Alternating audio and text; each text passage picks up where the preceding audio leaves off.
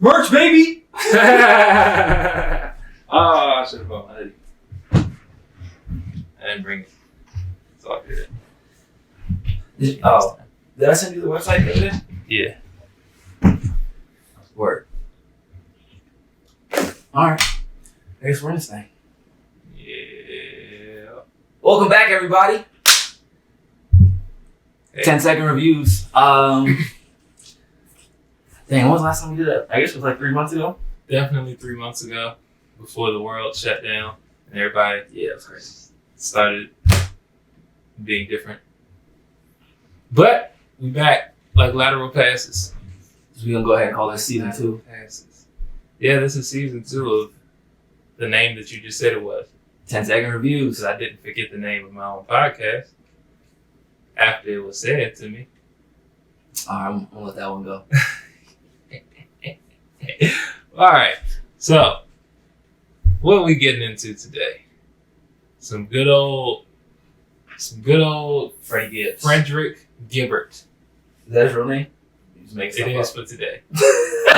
It's Frederick Gibbert's featuring the Alchemist, not featuring the Alchemist. Alchemist produced it. Alfredo. Actually, you know what? That's a good thing to talk about. So, have you noticed how lately a lot of producers have had like the featuring joints? Right. So, I'll say with my limited understanding, it has a lot to do with how mechanical royalties are distributed. And so, like, I know because there's folks that I produce for, and I'm looking at my sheet and I got like 3 cents, and they getting like $3-4, and I'm just like, but I made half the song. Like, what's going on? Or even folks who have a smaller percentage than I do, we're getting more money than me. Yeah. And so when you do like the artist, featuring the producer or vice versa or whatever, it's they're both on there as writers. Yes. Whereas like if you're on there as a producer, for whatever reason the payout is just different. Yeah, because no one respects the producers. They don't respect producers or engineers. It's all about the dude on the camera. So yeah, that is a little. I guess it's a little cheat code that people have picked up on. Like, hey, put me as a feature. Yeah, like the first song that I noticed it on was the Nipsey, Roddy Ricch, and Hit Boy, and it was like featuring Hit Boy, and I was like, yeah, where's this man at? He's not saying nothing. But it's like it's probably instead of paying him outright, just put him as a feature artist so he gets just a split period. And if you want to get technical, little do you know, he's been saying something the whole record. This is true. Writing music is still writing. Started the record actually. Which is so funny because I actually got into a back and forth with this producer about that. He's like, nah, I don't like that. And I'm just like, what? That doesn't make sense. As a producer, I'm telling you that you're a musician, you're writing music. Like, you should feel good about that because you're a writer. So you'll be able to get more back end. But I mean, he's also a rapper. But I was just like, all right, you should let go. I don't know. I think there's a weird pressure that like people that make beats but also can rap, or like people that rap but also can make beats have, because it's like I do one thing and I can do the other. I don't want to get boxed in this thing of this. I feel like the extreme bad version of it, and this is just a wild take, is like Kanye West, of like how he's like, I can do all this other stuff, but I am a inventive, and it's like, relax, brother. If you follow what I'm saying. Kinda, but I feel like the last time we had this conversation, you were on the other side. It's been 3 months. But had some time to sit down and reflect. But yeah, I mean, I see the point in it. I understand it. Because it's like, it's weird. There's being someone that considers himself a producer that can rap. I don't like rapping. I don't like trying to rap. I don't like being put in that box, because it's just like, it's just, to me personally, it's like a weird extra pressure. Because then it's like when I'm making something, I never feel like it's complete unless I add rap to it, unless there's a rap to it. Because everybody is like, oh, but you can rap too. Like, so that's always that thing in the back of my head. I know, but it's not something that I tried to be good at.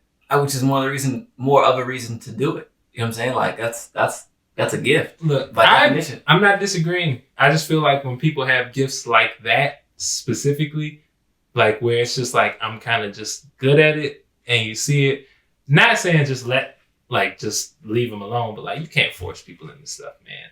And I'm not saying you're trying to force me into it. I'm just saying in general, like, I feel like that's how people start to like resent what they're doing and they start hating it. Because it's like, people are like, but come on, but you're good at it. And it's like, I know, but I don't really care about it. But you're good at it. And it's like, all right, fine, I'll do it. And then you hate doing it. But you're good at it, so you're kind of trapped doing it because you're good at it. And you know you're good at it. But it's like, I never really wanted to do this in the first place. But it's working out. Yeah. What makes you hate doing it? Hate writing? I don't hate writing. I just don't like sitting down and like, it's hard for me to write my thoughts down because I don't do it often.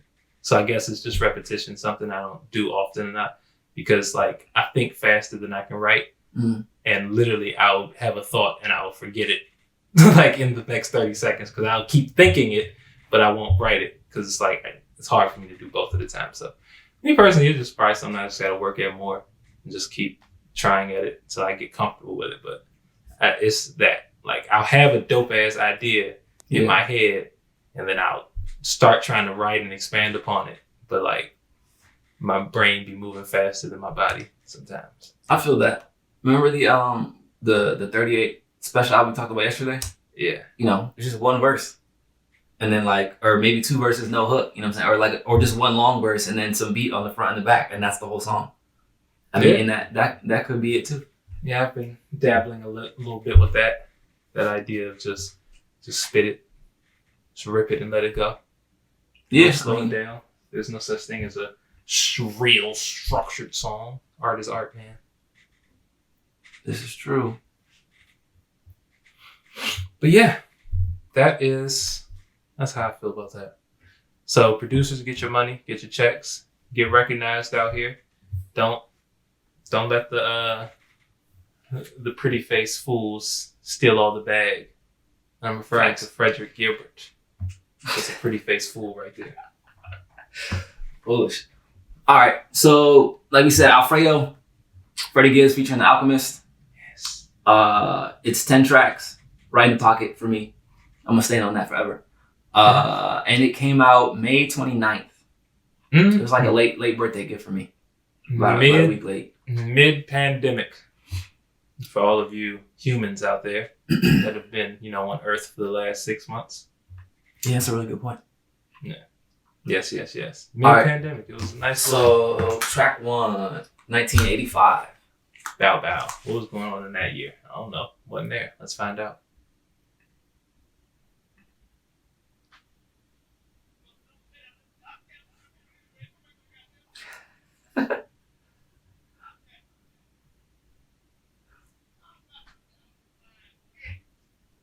Gotta love Bernie Mac. Rest in peace to the bill. Yes, sir. Rest in peace to Bernie Mac. Man. So, the intro is, I guess it is a clip of Bernie Mac stand-up. You know what's funny? I was having a conversation about Bernie Mac the other day about, like, the styles of comedy. Because I think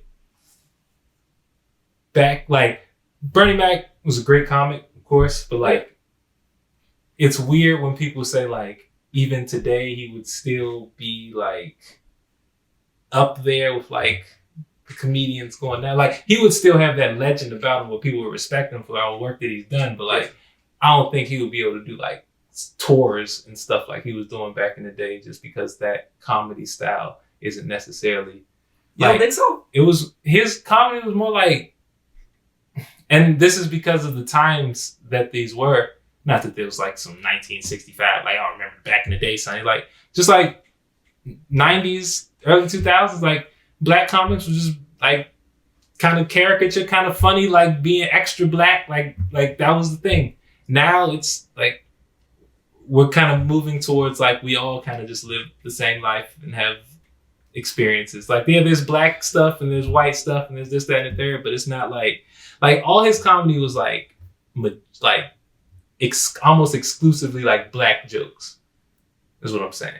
Yeah, I mean, I think which was hilarious, unique. But also, I guess to your point, I mean, he was different. But I also feel like Kevin Hart is like a G-rated. Kevin Hart is G-rated. Like a G-rated version of Bernie Mac. Kevin Hart, in my opinion, is Eddie Murphy 2.0. What? Listen, hear me out. When I say 2.0, I think Kevin Hart did what Eddie Murphy did better because I think Eddie Murphy sold out. what is it that he did better than The Eddie? transition from a comedian to an actor, and not like giving up the integrity of your comedy. I'll put it like this. Eddie Murphy, when he first came out as a stand-up comedian, like the Raws and Eddie Murphy Live, the stuff he was talking about, how he was on stage, it's completely different than Eddie Murphy, the actor.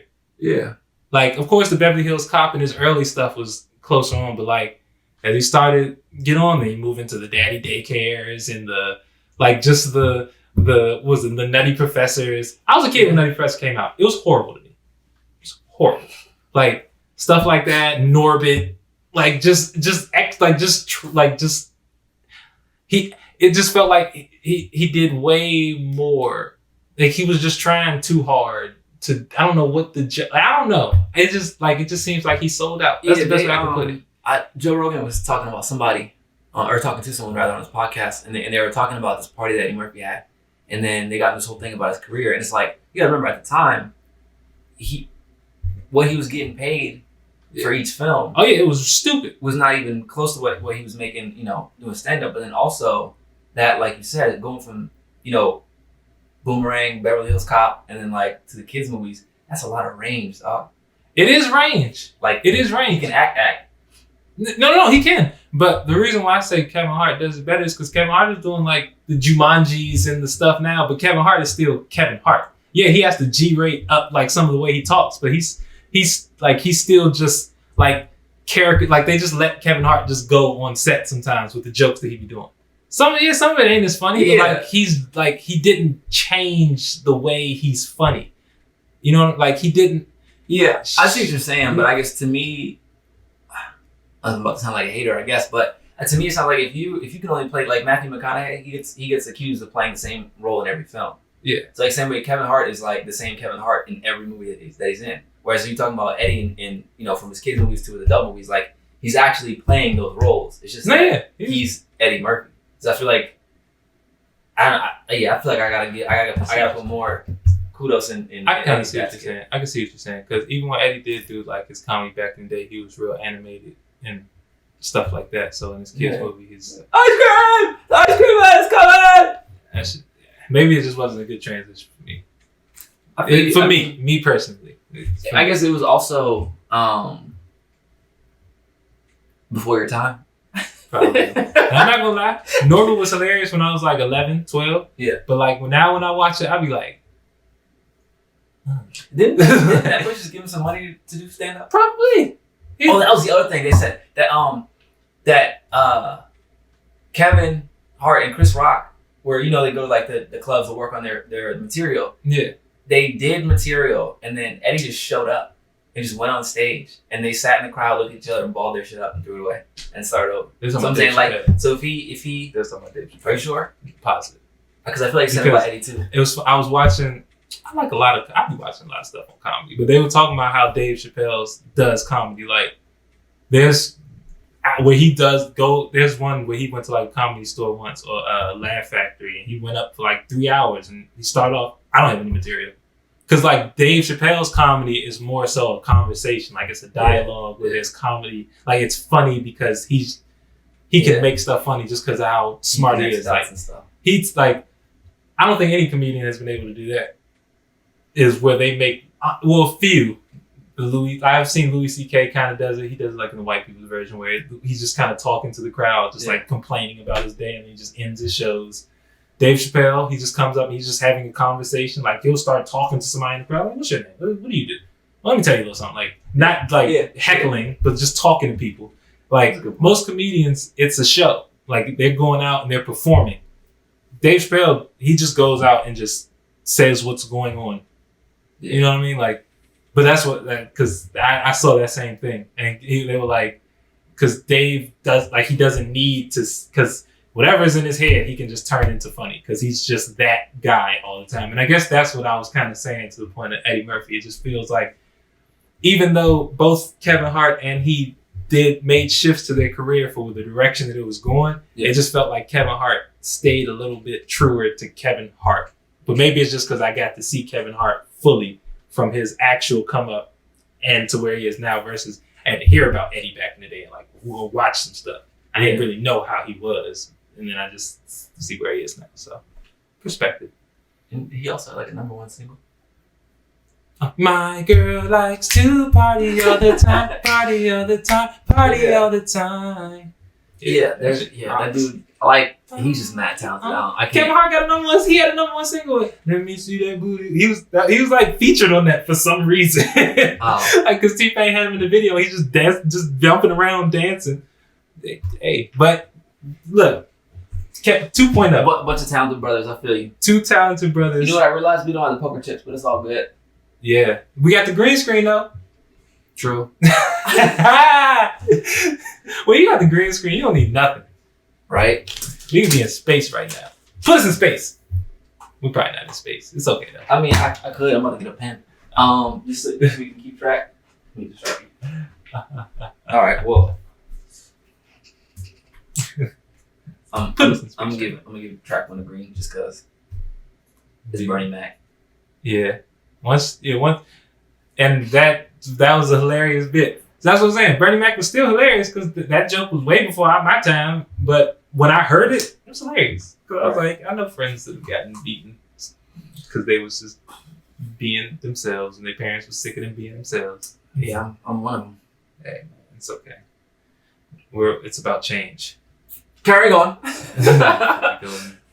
Track 2, God is Perfect.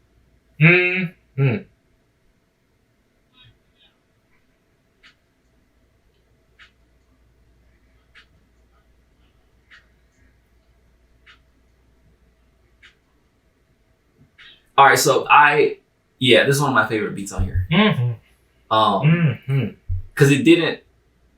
When I think of Alchemist, I don't think of this sound. Not at all. And so I think of just strict, like old school samples, no drums, just the sample chop. And the way he had the bottom of the kick ringing out, that was like kind of like an 808, but it was still like a boom bap pattern. It was like a modern boom bap. How can I say? Yeah. Modern contemporary boom bap. Trap bap. There you go. Uh-oh. You might have just created a new genre. Trap bap. Hey. All my trap bap artists out there, hit me up. Let's make some trap bap. It's lit. But yeah, I'm giving that a green. We going an extra 20 on that just to let it ride. All right, we can go extra 10. Yeah, I said extra 20.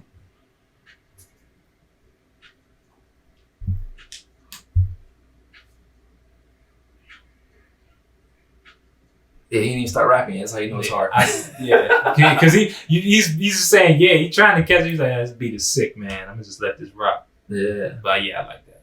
I likes that. It's all right. Green for me. Track 3, Scotty Beam.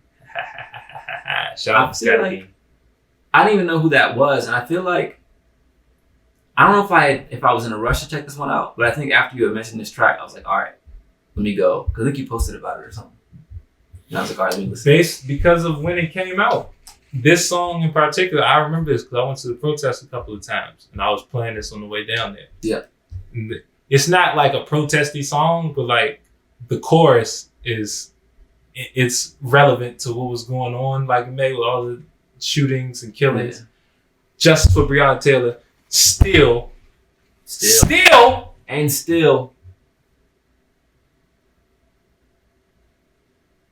Probably put that on the green screen. But yeah, I was down there and I was listening to this, and it's just like it was.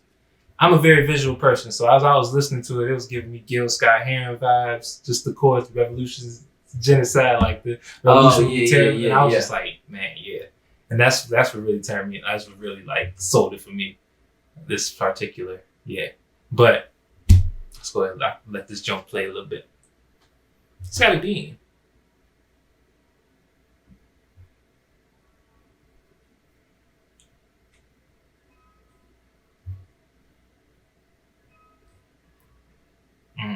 You know what that sounds like? If I could make a movie, that would be like the scene. That would be the music to the scene of the Black Panthers, like in the room the night before gearing up, like just chilling, just not chilling, but like they setting their plans for the next day. Mm-hmm. So they locking, loading the guns, Niggas is in there smoking, drinking, but it's not like chill drinking and smoking. It's like we about to do some shit tomorrow, serious drinking, smoking. It's like I'm smoking to relieve this stress so that I can handle my business tomorrow. And it's just like, yeah. And then when he comes in, the revolution is this genocide. Like, woo! Come on now. The revolution is this genocide. My execution gonna be televised. Once again, another green for me. Are you sure you shouldn't be like making film? I think I will be soon enough. When the time comes. I got a lot to learn. A lot of stuff that I need to sit down and learn. And I'm just not in the mental space to sit down and learn it right now. Because I got a lot of stuff that I'm trying to take care of right now. But I think I'm going to make a movie or two. Like a little short film. I think I could. You could start making little 1 minute films. It's coming. See, here you go. Pressuring me again. Always. That's who I am. If you got an idea, run with it. And then make it 10 times bigger. Got to. I'm trying. Speaking of, yeah, we got some things in the works. A bunch of things in the works. Nice. Yeah, I love that sample. I actually haven't I don't know what that song done research on it. Yeah, but that's a beautiful sample. Yeah. I don't know when Ross is featured on there too. When Ross comes in, that fat boy voice, like it's like it sounds like some Justice League production. It's beautiful. Just with the keys and stuff like that. All right, track 4, Look at Me.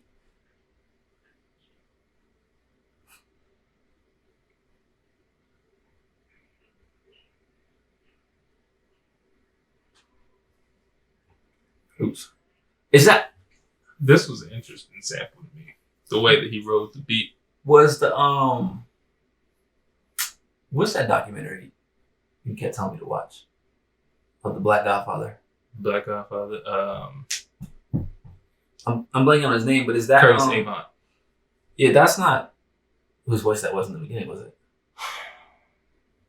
It was. It was. Run it back. I'm sorry, y'all.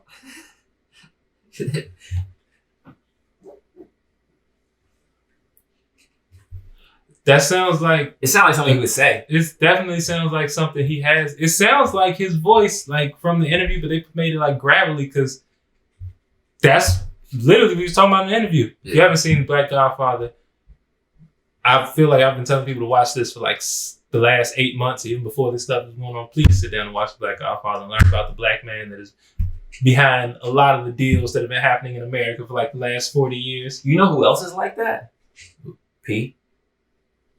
Pharrell? No, Master P. Oh, yeah. Like, and it's crazy because I mean, it's just like Clarence Avant. He don't talk about it, but like I didn't know that Master P did 50's first tour. Like he paid for his first tour. I believe that. He also Master P's been a millionaire for like a couple of decades. He was like 19. Yeah, Master P's been a millionaire for a couple of decades, and he's kept it quiet, and he just keeps making more businesses. Yeah, I'm trying to think of the other movie that I thought was so. Oh, did you hear about Snoop? When Snoop was like, he was down bad, and I guess P's office was like in the same building as her. It might have been Death Row. I don't remember, but yeah. And he went in there. He was like, "Yeah, I want 15, whatever." He was thinking like 1,500, and P gave him 35,000, and then went to Suge and paid for all his rights or whatever, and set him up. Like that's like you can't get no realer than that. I don't know why people be like clowning Master P. Like he's making one of the first like black, like wealthy family lines that is like one of those first black elite families in the U.S. Like, oh, I'm the colonel of this golden platinum tank. He's different, man, and he's trying to like everything that he's done. He's trying to get other. Even being a rapper to play in the NBA, he's trying to help J. Cole be a rapper to play in the NBA. Like. Two things. One, if you haven't seen him on Drink Champs, watch Master P's interview on Drink Champs. I definitely need to watch that. He said that the reason why, so he actually could have stayed playing for Charlotte. He was good. Like people keep saying he wasn't good. Like he was. But the reason why though that he couldn't was because of his music. Yeah. And I didn't know that story. See, the GM called was like, yeah, we're in the Bible Belt. Like, once they find out about this, it's gonna be over for you. And so that was why he got released. Which I didn't even realize. I thought he just had a 10-day contract and it was over. But like he legit could have been playing, but. Dog, he was nice. Music, yeah, he was like one of his first debuts. He had like 17 or some shit. Like he was actually good. Yeah, and he was like he was obviously going to be an undersized guard for. Well, he would have been about average size for a point guard, but he wasn't like caliber point guard. But he would have worked into it. They would have worked him into it. That's what I'm saying. Like people that have 6'4" something like that. How old is he? I think he's like 6'2", 6'3", because Lil Romeo is like 5'11", and I know he's taller than Lil Romeo. Yeah, but I know 6'3". He has like other sons that also play basketball. Like he had like 2 sons that like top ranked. Like that's what I'm saying. He's building an empire of just children and smart. And they all have like their names in the businesses, and they all are doing their own things. Like Master P is on a different level, bro. We gotta think like that. That's what I'm saying. Ownership. That's what I was about to say. People that like, when you look at the work ethic that he has and the stuff that he's put out, when he says I want to be in the NBA, there is no like, oh, you can't do that. It's let's see. No, like that's no let's see. Let's see what happens. So I've seen like. To go make a meal flipping cassette tapes in your trunk and then flip it back again. And it's like, let's go to the NBA now.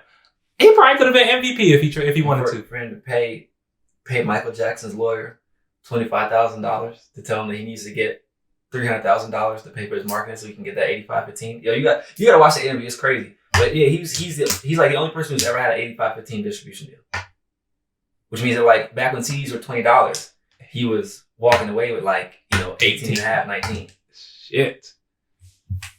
And still made the record company a bunch of money. Because remember, like, you could spend $1,000 and get 1,000 CDs printed. So you can imagine what the scale is, what the unit cost is when someone's asking for 100,000 albums. It's probably like 25 cents. So even if you only clear $2, you don't like, 5 extra money, 10 extra money. It's crazy.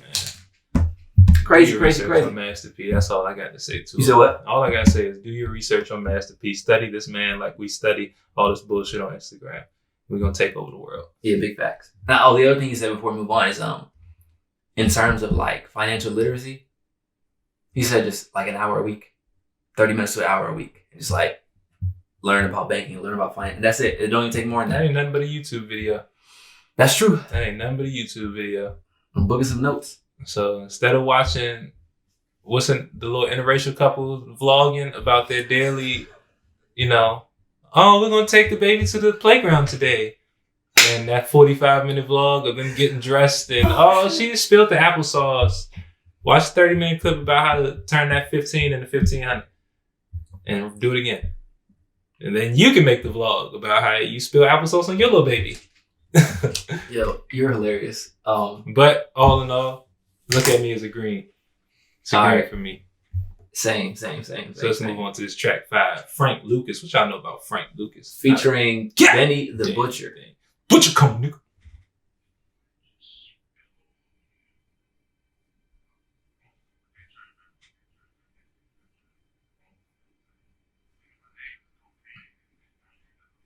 That's the first time I heard My that. name is Cocaine. Right? That seemed like something that would be said on like a Dave Chappelle sketch. Nigga, my name is Cocaine. Right? But yeah, that sounds like Benny got his hands all up in that. It's just angry. If Jason was in the hood, that's what that sounds like. Right. That like weird screech. Yeah. That one definitely started slower than the others. That's how I could tell it was gonna be a Benny song. Once you see his name, I could see that pace. Yeah. But you heard him on that Sue Surf though. He got busy. Yeah, he did. I'll go blue on this one. Okay. That's where I'm at with it. What you got on it? Personally, it's a great song. It's a great song. Yeah, but I know it's a good song. But what I'm saying is, I'm like 75% gangster, 11% pussy, and you're at 86 4%. I don't know. That's 90. What's the other 10?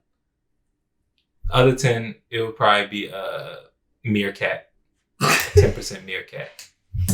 All right. So what does that have to do with this? I love it, but wait, did I say 75% gangster? I meant to flip that around. I'm like 75% Meerkat, and I'm like 10% gangster. So like, I like how it sounds, but it just don't relate. Like when he started talking about selling coke, I'd be like, yeah, I wish I knew what that was like. I don't wish I knew what it was like though. I try. Most people that were in that life don't really record. They don't give high reviews. Yelp reviews on the Coke Life are ones and up. Oh, I just try to relate it to being in business. Period. Yeah, that's how I try to do it, is like just get into like but I can't be productive when I'm aggressive. I just be wanting to be mad. You gotta kill the work. Yeah. But yeah, I would say like blue to white. Dark, what is it, like turquoise blue? That's like the in between. Wait, you can't. We don't even have a chip for you to add another color right now. All right. But yeah, I rock a B-dub. All right. So track 6, something to rap about. Freddie Gibbs, Alchemist, and Tyler, the Creator. Interesting. Oh yeah.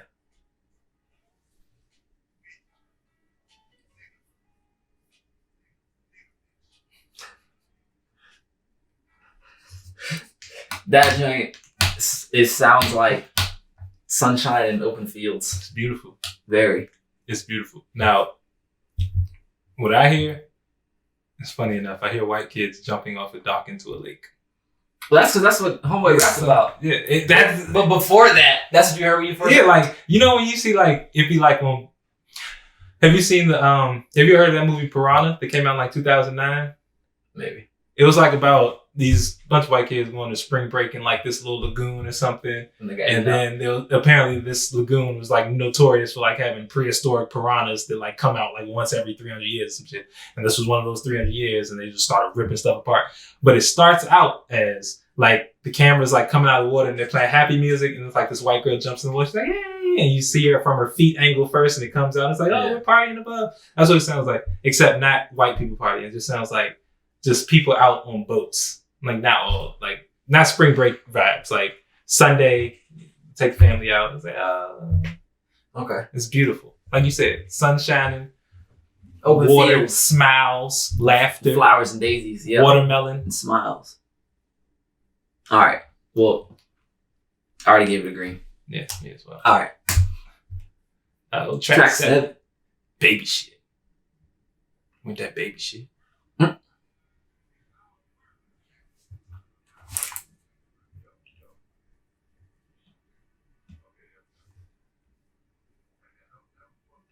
One thing I'll say is that this album was sequenced really well, because all the beats like lead into each other. Playing into each other is amazing.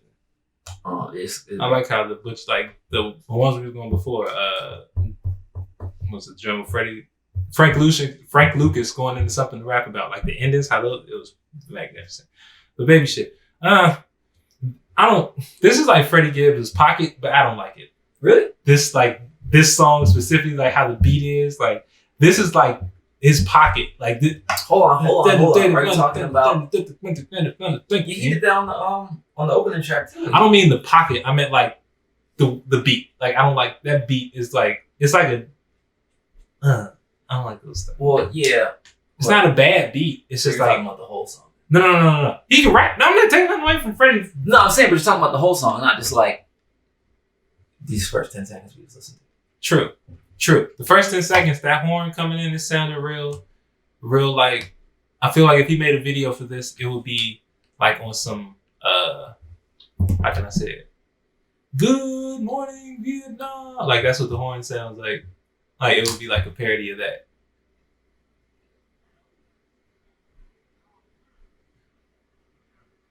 I see what you're saying. Like it could be like a Vietnam parody, him waking up in Vietnam, stuff being. I'm gonna email him about this. And they have like, you know, the panning shots of like a jungle and all the. And then it's just Freddie, like, but it'd be on some Tropic Thunder, except Freddie Gibbs Thunder, Freddie Thunder, Tropic Freddie. What? I'm emailing him tonight. Tropic Gibbs. Yes, Chocolate Gibbs. I said chocolate. You did. I know what I meant. Nah, I meant chocolate. We making new words on this podcast. Chocolate. Put that right there. Chocolate. Tropical chocolate.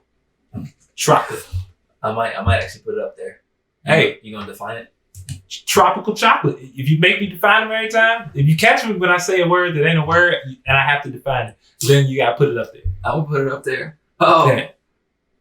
But baby shit, it's like a white for me. Really? Just because of the beat. He can rap. I'm not Freddie. Everything he raps on, he kills. But I just hate. And I'm speaking because I've heard the full beat. I don't like the beat. Yeah, honestly, despite having listened to it just the other day, I'm having a hard time remembering the whole thing. I just know that I like the song. Oh, we go another 10. It's to kind of hear it drop in, I think.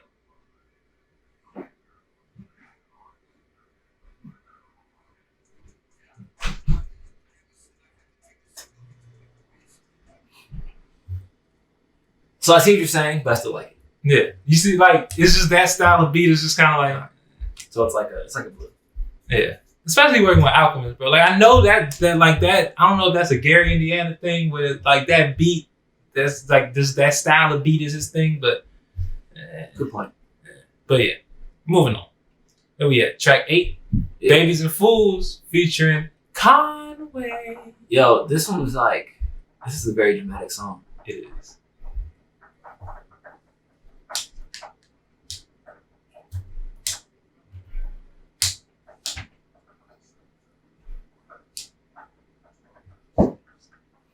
But that sample is preposterous. Yeah, it reminds me of like Family Matters. You know, yes, it does. Like something serious happens, you have to have a conversation. That's what it reminds me of. That could be that video. Yo, you need to hit us up, Fred. We're coming through for you, bro. And this is like black shit too. It's not like Vietnam. Well, there's a lot of black people in Vietnam. You know what's funny though? That when you did that shoot, I'm not even going into bad details, but like you definitely could pull off the appropriate looks, man. So you could be the stand-in and just do them. That would be fire. Hey, all right. So we give this one because once again, they talking about. I like it. It's a green for me. All right. I was about to go too deep. I could have just said the answer. Well, go ahead. But like you said, this is a heavy. What would you say? Like a heavy dramatic song. Yeah. Conway's verse. Yeah. I liked it. I like Freddie's verse. I like how they started off. It was our first love was and then mad and shit. I like that. I like it. What was dope for me about Conway's verse is that I feel like you don't really hear that side of him ever. Yeah, and so it was like, oh, okay. It's like you are the one to know what all of me. Right. Yeah, but that sample, the time all of that's just beautiful. It's perfect. I'm rocking with that. All right, yeah, that one green. Track 9, Skinny Shug. Skinny Shug.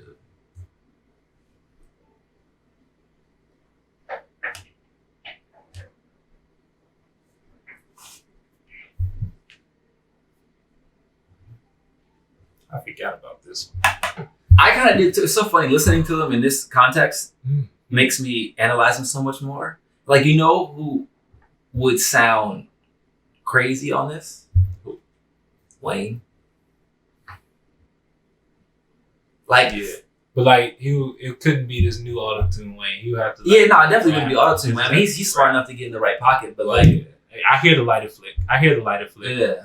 Yeah. Yeah, I can. Ooh, yeah, Wayne would kill this. Oh yeah, but that beat is mean. Like I said, I forgot about it. I don't remember, but I like it.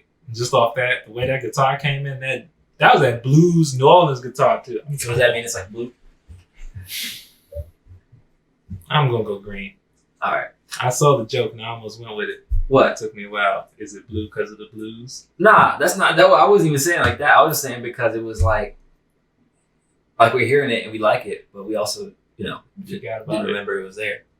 I haven't listened to this album in a minute though. But I do like the sample. So yeah. Also, I love how this album is an animated cover.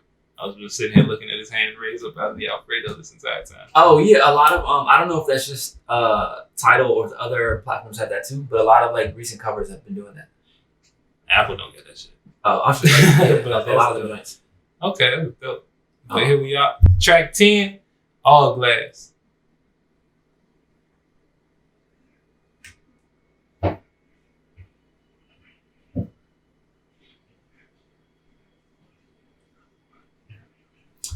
You know what that reminds me of? What? Freedom. And it didn't occur to me until just now. I'm talking about with Beyonce and Kendrick. Oh, you thought I meant literally freedom? Yeah. Because I was about to say, I can see it. Because in church, them church bells or whatever, that salvation. Organ, yeah, the organ. Yeah, that organ is just like, as soon as you hear that, you think church. Yeah. As soon as I hear that. Yeah. Just was that a rock out and got that doom doom. Yeah, I like it. Yeah. It takes me to black church. That's like ghetto church right there. Yeah. That's him giving a sermon. Don't pay your baby mama nothing. And it's like, what church is this? I want to join. I'm at a loss. Nah, I'm playing, man. I ain't got no baby mamas. Shoot, me either. Happy for it. Yeah, that's green for me too. Yeah. Green. Yeah. I really do like this album. It's sequenced really well. Sure. I was gonna say that probably was the most dramatic song on there for real. Interesting to end it off that dramatic too, because most times like artists like start their stuff off real, like they started off with the stuff and then they come down with the calmer songs on the back end. Right. But it seemed like it was like, that's why I say it's sequenced well. There was no like, it was just songs. Like it was just how they fit well after each other. Like shouldn't even going from this one back to the first. Cause I'm special. I listen to stuff on repeat. Yeah, I listen to albums and I listen to albums on repeat, so I can get an appreciation for it first. But yeah. So he got 2 blues out of 10. 8 out of 10. Like the Drake song. Strong. Real strong. I love it. I recommend listening to it if you haven't heard it. If you haven't heard it by now, you sleeping. Definitely, because there ain't been nothing to do except you got, get up on music and stuff. Definitely pull it up. And then I'm gonna show you one of these other animated joints. I swear. Alright. I'm not even gonna say anything.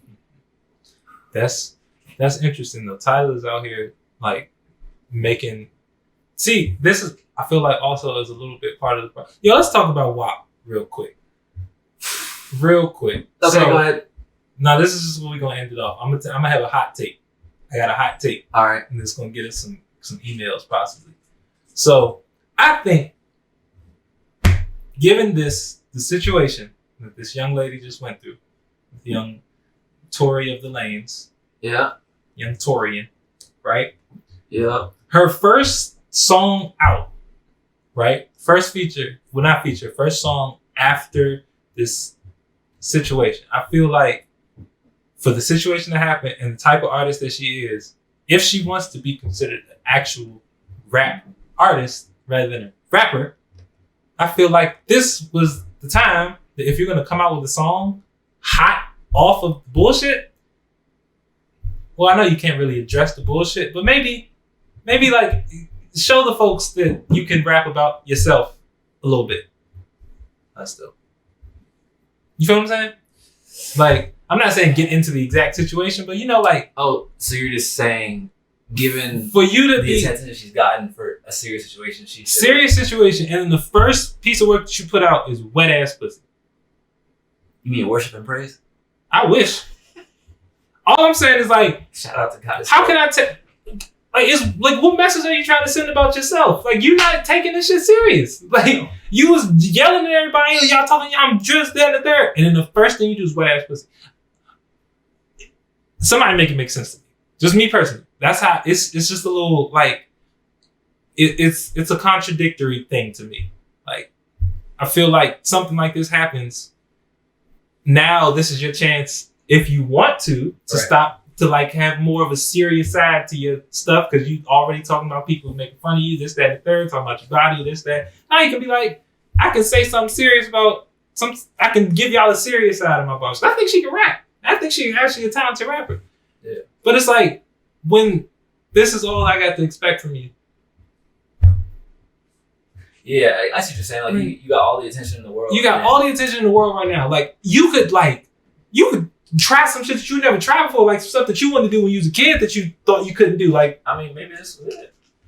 If this was it, then you know what tripped me out? Is she a superstar? It's the first time I've ever heard a song where even the beat had to be censored.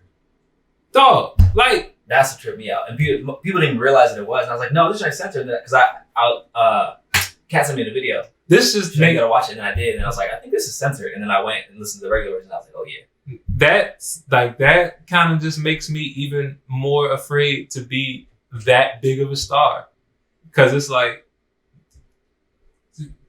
maybe she wanted to do a serious song and it was like, no, you're Meg Thee Stallion, you got to put out some Meg shit. It's like, possible. They also said that they were working on it for a really long time, like the video and stuff. So like, yeah, that's not an excuse. I feel you. I mean, people gonna do what they're gonna do, man. I know, like the beat was fire. Also, with that thought, intro, this was my hot take.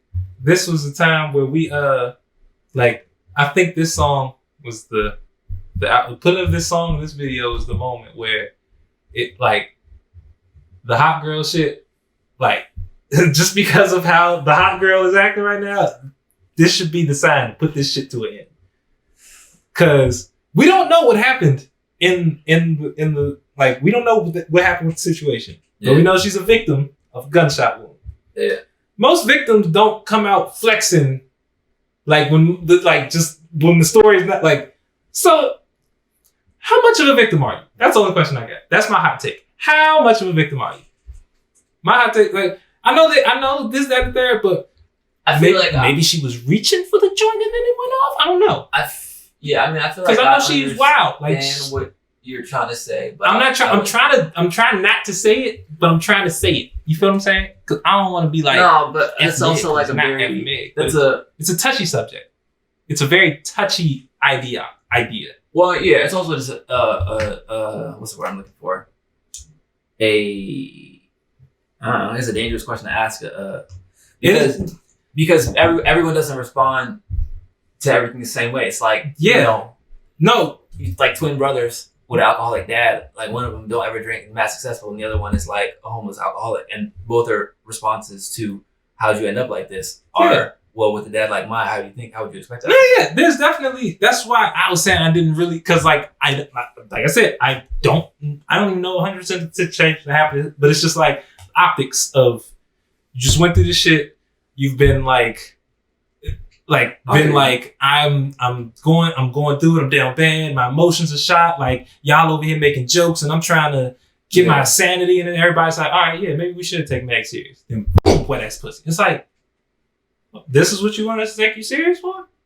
This is why we shouldn't have been making fun of you, because wet ass pussy was on the dub for next. In time, like, this is what you've been working a long time on in the times we've been going through recently. That's what it's just like, have you really been working that hard on it? Or is this just some shit to just put out? Because if it's just to put out, then I feel much better about it. Because it's just shit to put out for right now. Yeah. But don't tell me this is what you've been working on for a while. Especially given what's been going on with the times. Don't tell me this is you've been working months at. Yeah. Because that just tells me, still, once again, this hot girl summer shit needs to end.